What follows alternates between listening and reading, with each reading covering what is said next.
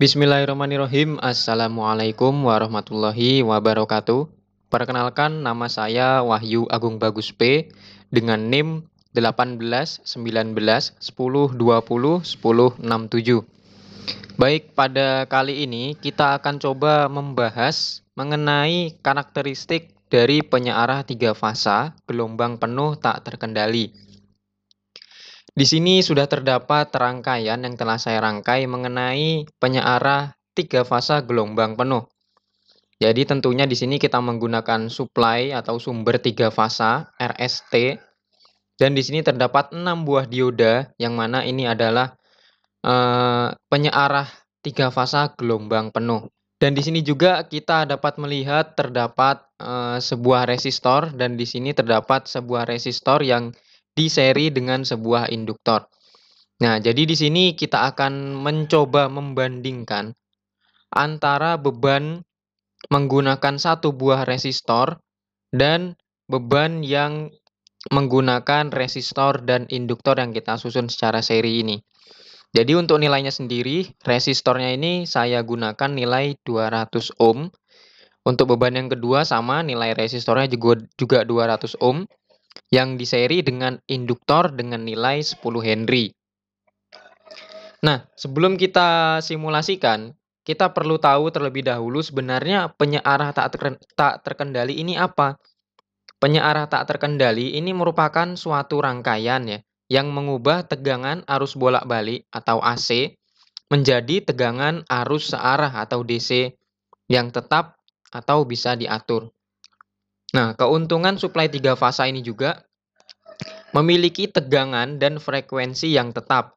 Juga dapat digunakan oleh rangkaian rektifikasi untuk menghasilkan daya DC tegangan tetap yang kemudian dapat disaring sehingga menghasilkan tegangan DC keluaran dengan riak yang lebih sedikit dibandingkan dengan penyearah fasa tunggal. Nah, di sini kita tahu jadi perbedaannya antara tiga fasa, penyearah tiga fasa dengan penyearah fasa tunggal atau satu fasa, itu dapat kita bandingkan dari riak yang dihasilkan. Riak itu apa? Riak itu tegangan DC yang belum murni.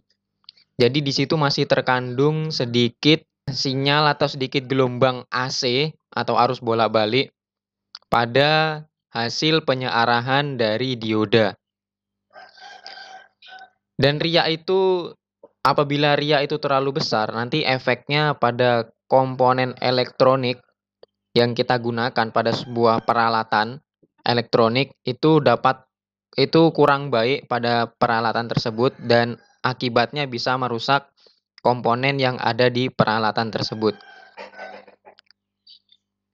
Baik, di sini langsung saja kita bisa simulasikan. Di sini terdapat V, di sini yang berwarna hijau ini kita gunakan untuk gelombang tegangan, yang A di sini kita gunakan sebagai gelombang untuk arus. Baik, kita akan coba simulasikan. Loading.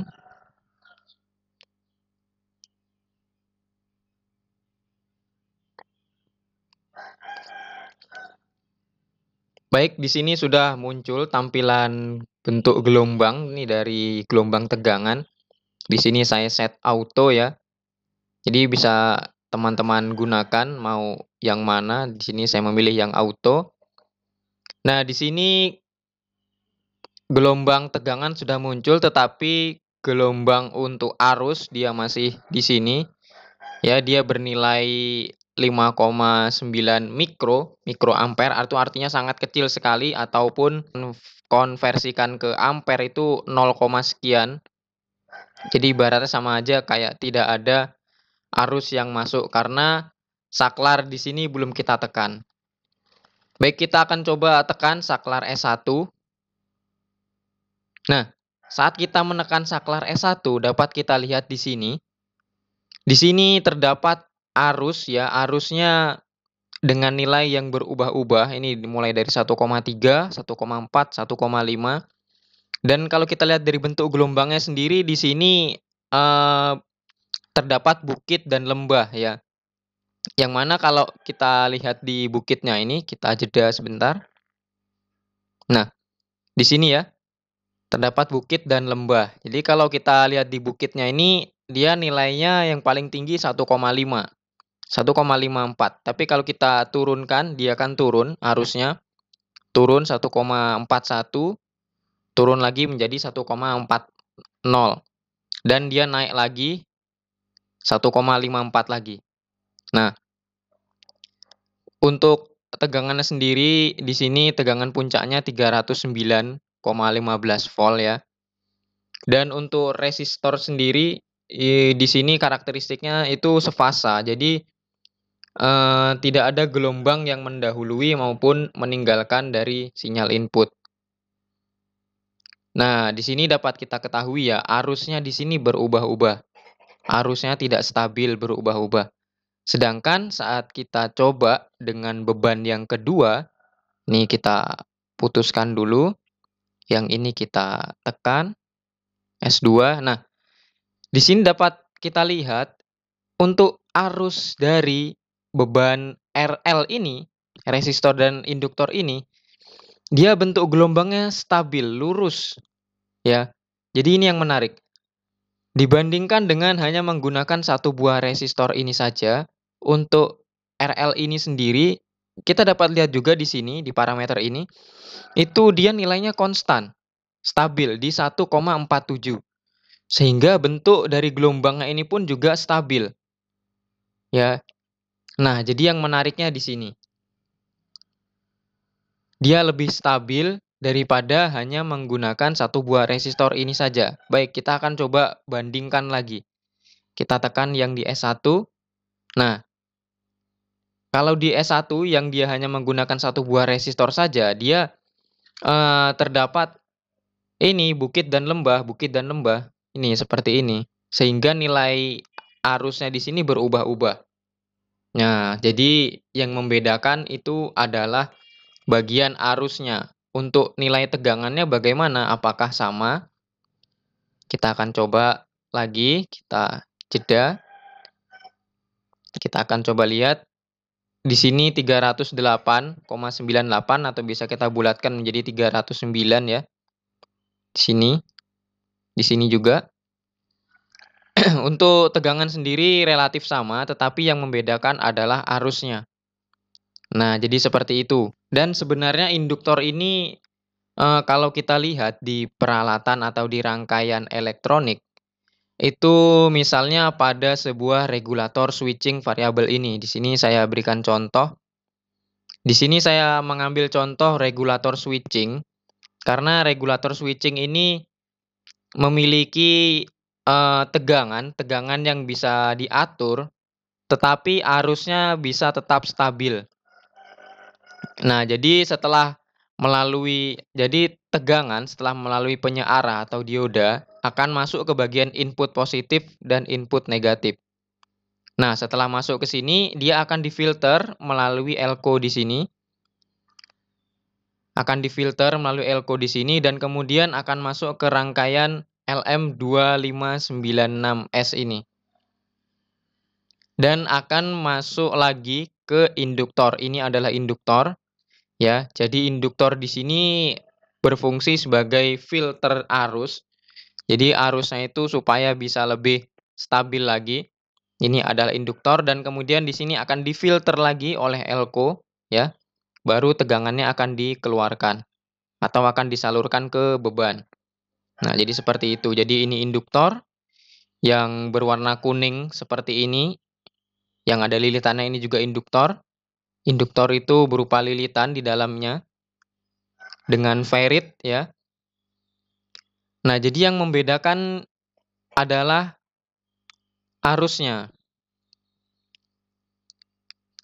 Dapat dilihat lagi. Ini ya yang beban RL ini harusnya dia stabil dibandingkan dengan yang menggunakan resistor saja. Nih, ya, nilai arusnya berubah-ubah dan bentuk gelombangnya juga berbukit dan berlembah. Jadi seperti ini. Dan jika kita mengacu kepada buku, dapat kita lihat di sini, analisis tegangan dan arus. Jadi nilai DC rata-rata dari bentuk gelombang tegangan keluaran dari penyearah gelombang penuh 3 fasa diberikan sebagai berikut. Di sini ada VDC sama dengan 3 akar 3 per Pi dikali Vs sama dengan 1,65 dikali Vs. Vs ini sama dengan VL peak dibagi akar 3. Nah, VL peak ini adalah tegangan line to line maksimum. Ya, VL dikali 1,414. Line to line itu tegangan antar fasa ya. Jadi misalnya tegangan R dan S, R dan T dan seterusnya. Jadi seperti itu. Dan penyearah 3 fasa gelombang penuh ini juga biasa diaplikasikan di peralatan-peralatan industri seperti motor-motor listrik yang menggunakan suplai dari penyearah 3 fasa. Karena rata-rata di industri juga banyak yang menggunakan suplai 3 fasa, R, S, dan T. Baik, mungkin cukup sekian untuk pembahasan kita mengenai penyearah 3 fasa gelombang penuh tak terkendali. Jadi dapat kita buktikan bahwa nilai beban yang hanya satu buah resistor ini saja, dia arusnya berubah-ubah atau tidak tetap. Ya, sedangkan jika kita menggunakan beban resistor yang kita hubungkan seri dengan induktor, itu bebannya cenderung relatif konstan atau stabil.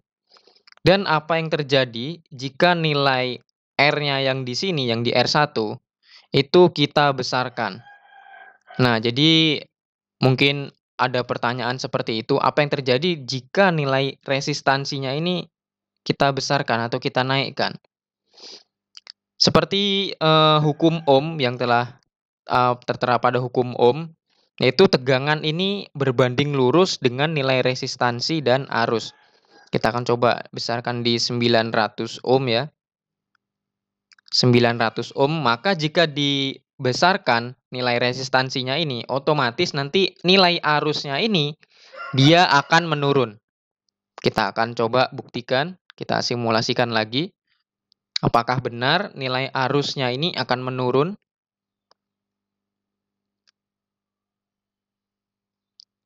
Baik, kita cek ya. Kita tekan saklar S1. Nah, di sini dapat kita lihat ya, arusnya menurun.